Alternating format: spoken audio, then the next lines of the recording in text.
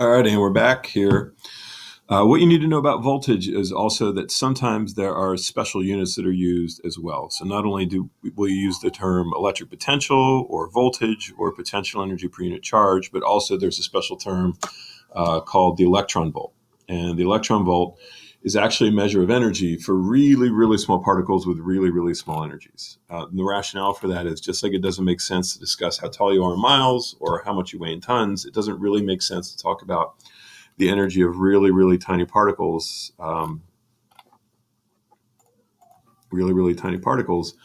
with a full amount of energy like a joule. So if you look at what it is to have one electron volt, what that is here, and let's do this. Let's do this. Make this red. Let's do this and make this blue. So if you look at what's happening on the electron, that is 1.6 times 10 to the negative 19th coulombs. So that is the charge on an electron. And since I wrote electron in red, I'll write this in red. Let's do this.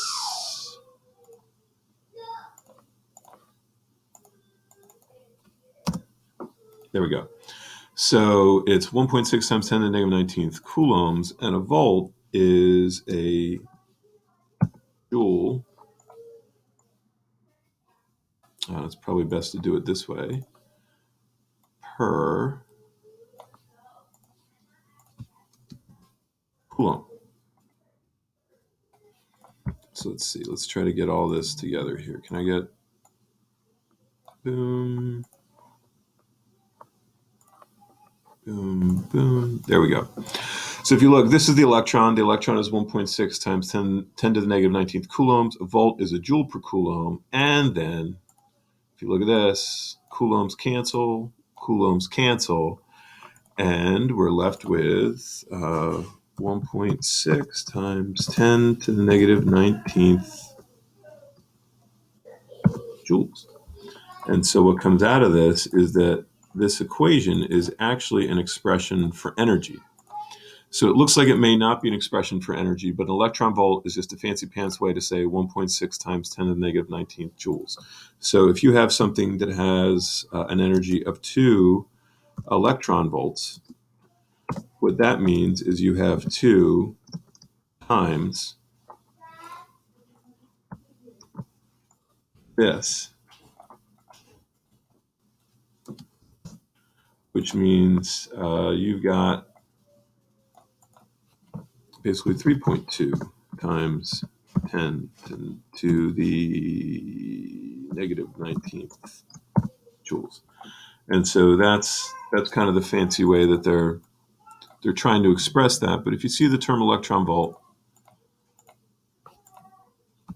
that's what it means. All right.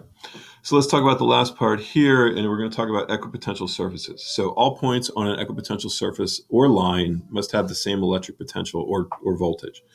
And equipotential surfaces or lines must also be perpendicular to the electric field. And the reason for that is that means that as long as we're traveling along the equipotential surface or line, we won't have any displacement along the direction of the field. In other words, then the field can't do any work at all.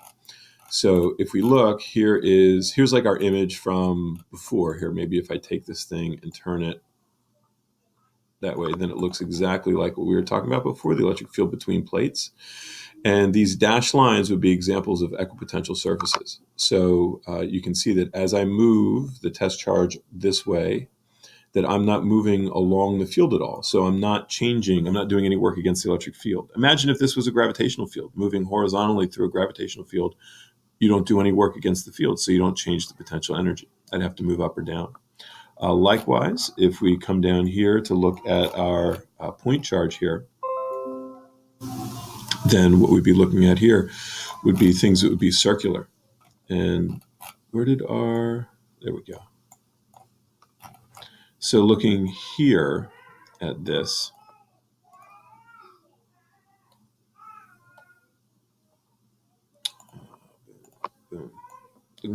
we'd have to have this thing moving along sort of an orbital space here, where it's not getting any closer or farther from the point